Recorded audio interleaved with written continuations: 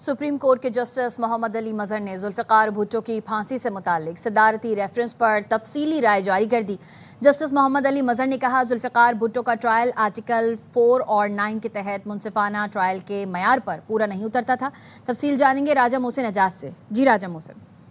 دیکھیے، اس صدارتی ریفرنس میں انہوں نے اپنی تفصیلی رائے میں یہ کہا ہے کہ ذوالفقار علی بھٹو کے خلاف ٹرائل میں شفافیت اور قانون کے مقرر طریقہ کار کے تقاضے پورے نہیں کیے گئے۔ محض ایک وعدہ معاف گواہ کے بیان پر سزائے موت سنانا قانون اور انصاف کے بنیادی اصولوں کے منافی تھا۔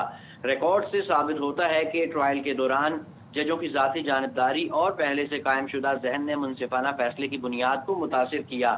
وہ اپنی اس رائے میں یہ بھی کہتے ہیں کہ پولیس کی جانب سے بند کیے گئے کیس کو مارشل لا دور میں بغیر کسی قانونی جواز کے دوبارہ کھولا گیا۔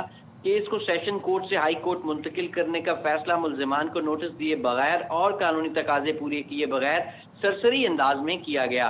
اس رائے میں وہ یہ بھی کہتے ہیں کہ ذوالفقار علی بھٹو نے ٹرائل کے دوران بینچ کے سربراہ پر عدم اعتماد کا اظہار کیا تھا، جسے تسلیم نہ کرنا انصاف کے تقاضوں کے خلاف تھا۔ سپریم کورٹ کا مشافتی دائرہ اختیار ریاست کے تمام اداروں کے لیے ایک وزنی اور اہم قانونی حیثیت رکھتا ہے۔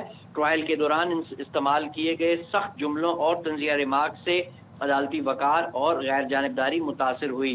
ججز کی جانبداری نے انہیں اس قابل نہیں چھوڑا تھا کہ وہ اس اہم کیس میں آزادانہ اور منصفانہ فیصلہ کر سکیں، اور یہ بھی کہا گیا ان کی جانب سے رائے میں کہ میرے غور و فکر میں ایک حل طلب سوال یہ ہے کہ توبہ کے اصول سے متعلق سوال اس عدالت نے کیوں فریم کیا۔ یہ سوال پیدا ہوتا ہے کہ غیر منصفانہ اور جانبدار ٹرائل پر کس نے یا کس کو توبہ کرنی تھی۔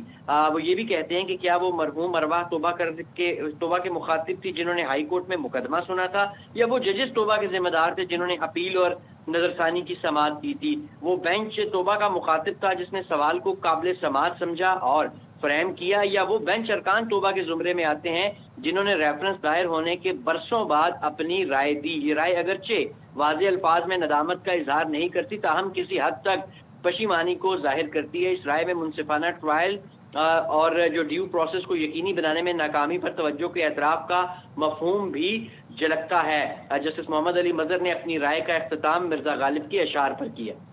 راجہ محسن اعجاز اپڈیٹ کرے تھے، شکریہ۔